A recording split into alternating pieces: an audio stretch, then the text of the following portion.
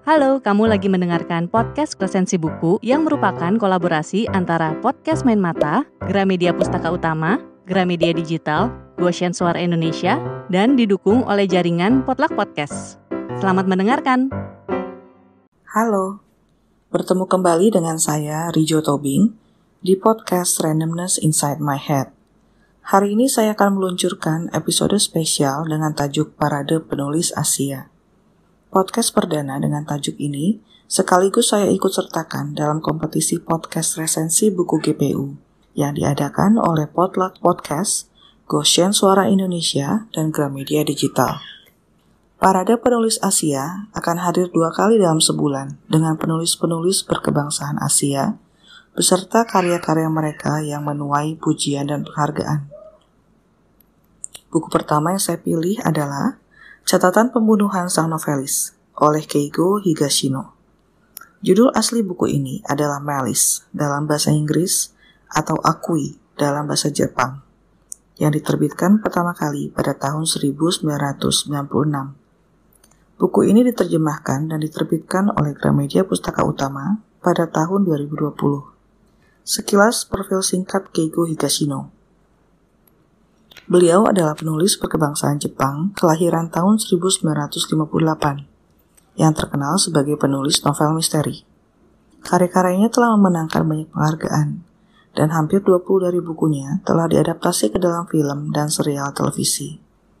Saya memilih buku ini karena sangat puas setelah membaca buku Keigo Higashino Sensei yang berjudul Pembunuhan di Nihonbashi yang juga diterbitkan pada tahun 2020 oleh GPU. Tokoh detektif Kyoichiro Kaga sangat menarik perhatian saya karena pertama, dia tidak berusaha tidak tampil mencolok. Dia hanya sangat membaur untuk mudah diterima oleh saksi-saksi dari kasus yang sedang ia selidiki. Dan yang kedua, daya analisanya sangat mencengangkan. Sepanjang buku itu, saya bisa ikut membayangkan titik-titik yang coba dipetakan oleh detektif Kaga di benaknya. Titik-titik yang perlu dihubungkan untuk mendapat jawaban. Siapa sih pelaku pembunuhan di Nihonbashi? Keunikan cara kerja detektif Kaga membuat saya memilih buku Catatan Pembunuhan Sang Novelis sebagai buku kedua yang menghadirkan detektif Kaga untuk saya ulas dalam podcast kali ini. Buku Catatan Pembunuhan Sang Novelis sebenarnya adalah pertarungan kemampuan antara kedua karakter, detektif Kaga dan Nonoguchi Osamu, seorang novelis anak yang mengaku sebagai pembunuh novelis terkemuka Hidaka Kunihiko. Pertarungan kedua sosok ini bertumpu pada pencatatan atau dokumentasi yang dilakukan oleh keduanya.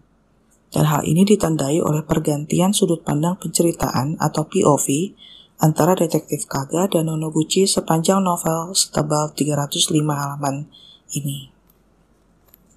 Novel dibuka dengan catatan oleh Nonoguchi tentang kunjungannya yang terakhir ke rumah Hidaka Kunihiko. Hidaka adalah novelis ternama yang akan pindah ke Vancouver, Kanada, dengan istri barunya Rie. Istri pertamanya, Hatsumi, meninggal dunia akibat kecelakaan, dan Hidaka ingin meninggalkan Jepang untuk beristirahat dari karirnya yang sangat menuntut sekaligus memulai kehidupan baru dengan istri keduanya. Dari catatan Nonoguchi, pembaca akan cepat menangkap kesan kepribadian Hidaka, seorang novelis ternama dengan karya-karya yang laris dan mendapat banyak penghargaan. Demikian pula dengan hubungan pribadinya dengan Nonoguchi. Nonoguchi mencatat bahwa ia dan Hidaka bersahabat ketika SMP, terpisah oleh waktu dan kesibukan, dan akhirnya menjalin pertemanan kembali setelah Hidaka sukses sebagai novelis. Dari catatan Nonoguchi, kita juga tahu bahwa Nonoguchi berkawan akrab dengan Hidaka istrinya, baik yang pertama, Hatsumi, dan yang kedua, Rie. Ia sering berkunjung ke rumah keluarga Hidaka dan mengobrol dengan Hidaka dan istrinya. Nonoguchi pamit dari rumah Hidaka setelah kedatangan Fujio Miyako, adik dari teman SMP mereka, Fujio Masaya, yang karakternya Hidaka pakai secara samar dalam novelnya yang berjudul Daerah Bebas Perburuan. Nonoguchi mencatat bahwa ia diantar oleh Rie dan Rie memperhatikannya sampai Nonoguchi menghilang di belokan. Di sini saya merasa aneh. Apakah Nonoguchi memiliki mata di belakang kepalanya sampai ia bisa tahu kapan Rie berhenti mengamatinya? Atau apakah ia pamit sampai berjalan mundur Atau apakah ia menoleh ke belakang berkali-kali untuk memastikan kehadiran Rie? Saya tidak membaca bagian blurb dari buku ini, jadi saya tidak langsung menyadari bahwa Nonoguchi adalah tersangka dari kasus yang akan terjadi selanjutnya. Pada malam itu juga, Hidaka dibunuh di ruang kerjanya yang terkunci rapat dengan alat pemberat kertas. Yang menemukan jasadnya adalah Nonoguchi dan Rie. Nonoguchi berdalih bahwa ia datang kembali untuk kedua kali pada hari itu karena ditelepon oleh Hidaka.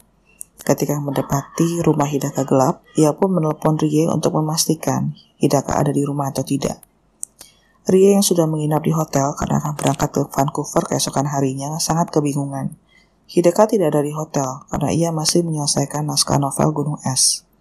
Hidaka sepertinya juga tidak ada di rumah. Jadi di manakah Hidaka? Setelah Rie dan Nonoguchi menemukan Hidaka, kepolisian pun turun tangan untuk menyelidiki, dan detektif Kaga bertemu kembali dengan Nonoguchi yang pernah sama-sama mengajar dengannya di sebuah SMP. Satu hal yang saya harapkan dari karakter detektif Kaga setelah pertemuannya kembali dengan Nonoguchi adalah bias.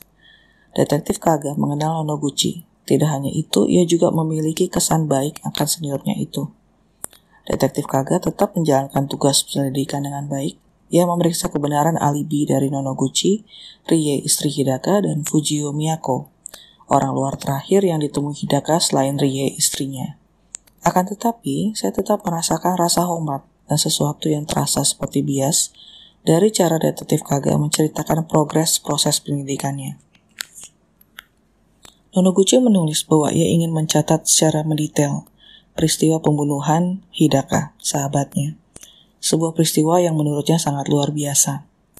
Detektif Kaga merasa terusik dengan kesigapan Nonoguchi mencatat dan keingintahuannya akan waktu pasti dari kematian Hidaka. Dia terlihat sangat eager dan itu membuat detektif Kaga curiga. Berbekal catatan Nonoguchi, akhirnya detektif Kaga menjadikannya tersangka dan mengungkapkan trik komputer Hidaka yang menyala saat ia dibunuh, dan kesan bahwa Nonoguchi memang benar ditelepon Hidaka untuk datang, sebagaimana didengar oleh Oshima, editornya dari penerbit Dojisa. Setiap kasus kejahatan pasti memiliki dua hal, barang bukti dan motif. Begitu Nonoguchi mengakui kejahatannya, detektif Kaga langsung mendapatkan barang bukti, tapi tidak dengan motif. Mengapa Nonoguchi membunuh Hidaka? Bukankah mereka bersahabat dan Hidaka banyak membantu karir Nonoguchi? Sambil mencari motif, detektif Kaga menemukan barang bukti baru, sebuah celemek wanita, formulir perjalanan wisata, dan kalung yang sepertinya tidak jadi diberikan kepada seseorang. Jika ini menyangkut wanita, maka siapakah wanita yang beririsan dengan baik Hidaka dan Nonoguchi? Tidak butuh waktu lama untuk detektif Kaga menemukan foto Hidaka Hatsumi, istri pertama Hidaka Kunihiko, di kamus bahasa Jepang yang dipakai sehari-hari oleh Nonoguchi untuk bekerja. Nonoguchi yang sebenarnya sakit berat dan menjelang kematiannya tidak begitu peduli akan hukuman penjara yang akan dia terima. Dia malah menawarkan diri untuk mencatat jalinan peristiwa yang menjadi motif pembunuhan yang ia lakukan. Detektif Kaga menerima usul itu, tapi saya dalam hati ingin berteriak memperingatkan Kaga untuk tidak terjebak tipuan Nonoguchi lagi. Seorang penulis adalah pembohong. Itu adalah kata-kata guru bahasa Indonesia saya ketika SMP. Semakin baik karyanya, maka semakin lihai dia berbohong. Saya sudah menduga Nonoguchi akan kembali memperdaya Kaga dengan ceritanya tentang perselingkuhannya dengan Hatsumi, Hidaka yang menaruh curiga akan hubungan gelap mereka, Hidaka yang menangkap basah Nonoguchi yang hendak membunuhnya dengan pisau, dan Hidaka yang mencuri naskah-naskah Nonoguchi dan memerasnya supaya menjadi penulis bayangan baginya. Semua urutan peristiwa itu diceritakan dengan runut dan sejujurnya menuai simpati. Meskipun Nonoguchi salah karena berselingkuh dengan istri orang, tindakan Hidaka yang mencuri karir Nonoguchi dengan balasan tidak melaporkan Nonoguchi ke polisi karena upaya pembunuhan, wajar jika diganjar dengan Nonoguchi membunuh Hidaka. Itulah penilaian publik ketika satu persatu fakta dibuka. Nonoguchi berubah posisi dari seorang pelaku kejahatan menjadi seorang korban, yang dalam tanda petik, yang kejahatannya dapat dimaklumi alasannya. Nonoguchi berhasil menciptakan dan mengedepankan motif menurut versinya. Namun, apakah itu kebenaran? Detektif Kaga yang sudah lebih awas saat berhadapan dengan waktu hadir dengan dokumentasi atau pencatatannya sendiri. Sepanjang buku kita melihat upaya detektif Kaga mempreteli kebenaran dari catatan Nonoguchi. Kaga tidak segan mewawancarai banyak orang dari SMP tempat Hidaka dan Nonoguchi bertemu dan mencari tahu natur sebenarnya dari hubungan persahabatan mereka. Oleh karena catatan Nonoguchi mengandung informasi palsu, di bagian tengah buku ini saya juga sempat meragukan kebenaran catatan oleh Kaga.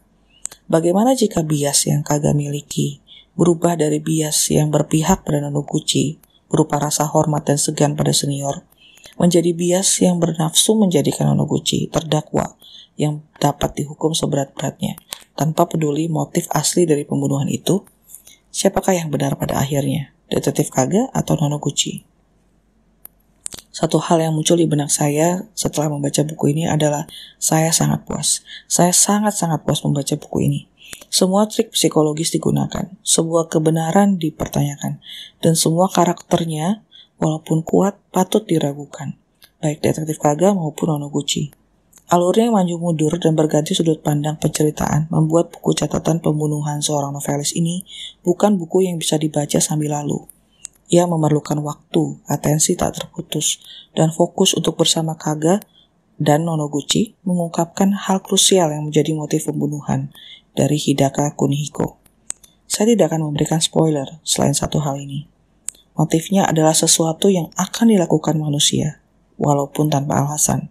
Kalau kamu penasaran, kamu bisa membeli bukunya di Gramedia atau mengakses e-booknya di aplikasi Gramedia Digital. Sekian ulasan saya untuk Parade Penulis Asia pada episode pertama. Sampai jumpa pada Parade Penulis Asia episode selanjutnya. Ingin tahu dari penulis mana dan buku berjudul apa? Nantikan saja 2 minggu kemudian. Terima kasih, sampai jumpa.